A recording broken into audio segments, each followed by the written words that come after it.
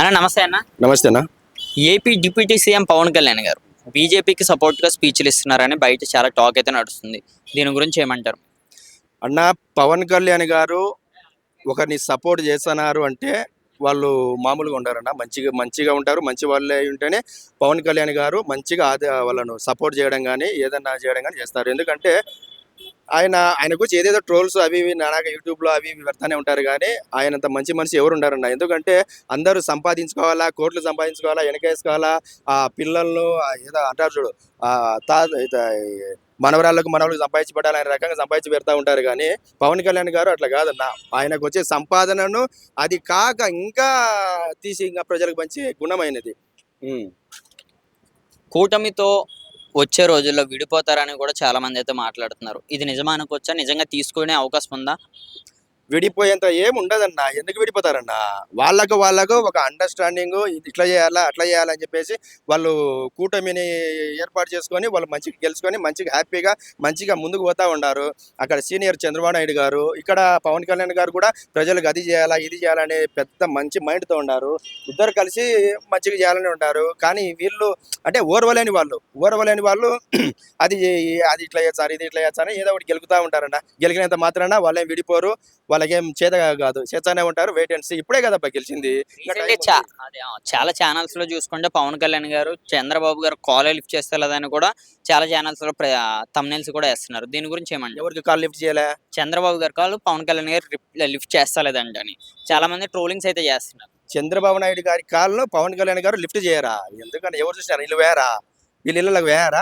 అంటే ఆయన ఫోన్ చేసినప్పుడు ఇలా రింగ్ అవుతుంది, ఈయన ఎత్తడం లేదు, ఈయన అట్లా మసులుతాడు, ఇట్లా తిరుగుతాడు, బాత్రూంలో పోతాడు, ఇట్లా పోతాడు అట్లా పోతాడు. వీళ్ళు ఏమైనా చూసినారా దగ్గరికి వచ్చి? తొక్కేం కాదు, ఒక్కొక్కరు ఒక రకంగా రాచంటారు. నా ఓరలేండి ఆయన పట్టించుకోవద్దు, లైట్ తీసుకోవాలంతే. ఆంధ్రప్రదేశ్ ఈ 4.5 సంవత్సరాల్లో ఏపీ డెవలప్ అయ్యే అవకాశం ఉందా? ఖచ్చితంగా అవుతుంది అన్న. ఎందుకు కాదు? ఇప్పుడు ఆయన సీనియర్ నాయకులు. చంద్రబాబు నాయుడు గారు ఇప్పుడు మనిషి కాదు కదా. ఆయన ఎప్పుడో ఎన్టీ రామారావు గారు ఉన్నప్పుడే అప్పట్లోనే ఆయన పార్టీ చేతులకు తీసుకొని మంచిగా నడిపించుకుంటా తీసుకొని వచ్చినారు. మళ్ళీ ఇప్పుడు ఇంత ముందుగా చేసినారు కదా. మంచి సీనియర్ నాయకులు కాబట్టి మంచిగా డెవలప్మెంట్ చేస్తారు, మంచిగా అభివృద్ధి చేస్తారనే నమ్మకం అయితే ఉందన్న. ఎందుకంటే పవన్ కళ్యాణ్ గారు కూడా జాయిన్ అయినారు కాబట్టి ఆయన కూడా మంచి ఆలోచనతో ఇంకా డెవలప్మెంట్ చేయాలి, అట్లా చేయాలి. ఎందుకంటే ఆయన వేరే వేరే దేశాలు తిరుగుతూ ఉంటారు కాబట్టి పవన్ కళ్యాణ్ గారు అంటే ఈయన కూడా తిరుగుతూ ఉంటారు. మంచిగా డెవలప్మెంట్ చేయాలా, మన ఏపీని కూడా ఒక స్థాయిలో చూపించాలా, ఒక రేంజ్లో అభివృద్ధి చేయాలనేది మంచి పట్టుదల అయితే ఉన్నారన్న వీళ్ళు కూడా. పిఠాపురం రూపురేఖలు ఇప్పుడు చేంజ్ అవుతాయని పిఠాపురంలో ఉన్న ప్రజలు నమ్ముతున్నారని చాలా మంది అంటున్నారు. మరి మీరు నమ్ముతున్నారా? పిఠాపురం రూపురేఖలు చాలా చేంజ్ అవుతాయన్న. ఎందుకంటే మంచిగా ఆదరించారు కాబట్టి, మంచిగా సపోర్ట్ చేసి ఆయన గెలిపించుకున్నారు కాబట్టి మంచిగా రూపురేఖలే కాదు ఆ ఊరిని ఒక రేంజ్లో ఒక మంచిగా అభివృద్ధి చేశారని గట్టి నమ్మకం ఉంది.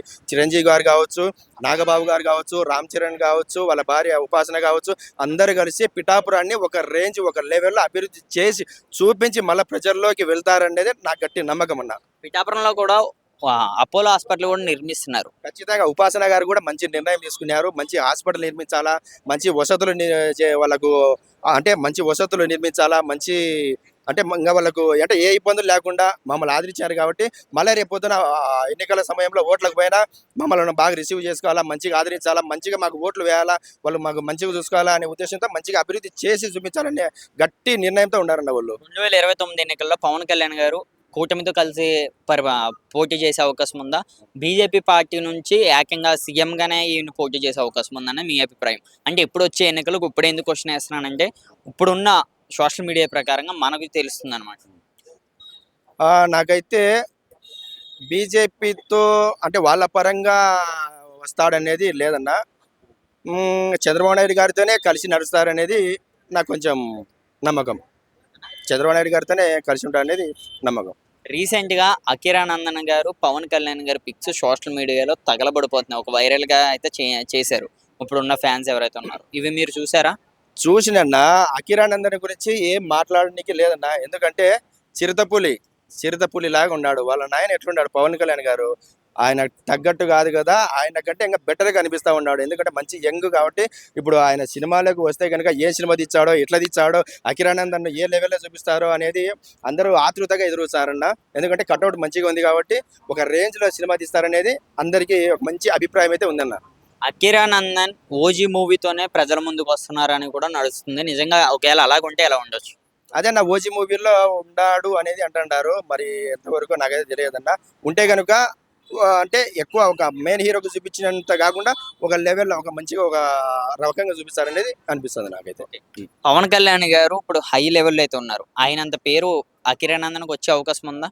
ఖచ్చితంగా వస్తాయన్న. ఇప్పుడు ఒక మంచి మనిషికి పుట్టిన వారు మంచోడే ఇతాడన్న. ఇప్పుడు ఒకవేళ కొంతమంది అంటారు మంచోని కడుపున చెడ్డోడు కూడా పుడతారు అంటారు. చెడ్డోడు పుడతారంటే వాళ్ళ అంటే వాళ్ళు పెంపకం బట్టి ఉంటది. ఇప్పుడు పవన్ కళ్యాణ్ గారు ఎట్లుండారు, వాళ్ళ పెదనాయన గారు కావచ్చు, నాగబాబు గారు, చిరంజీవి గారు ఎట్లుండారు, వాళ్ళ ఫ్యామిలీ మంచి ఫ్యామిలీ కాబట్టి మంచిగానే ఉంటాడు, మంచిగానే పేరు తెచ్చుకుంటాడు అనేది గట్టి నమ్మకం నా. థాంక్ యూ అన్న. థ్యాంక్ యూ అన్న.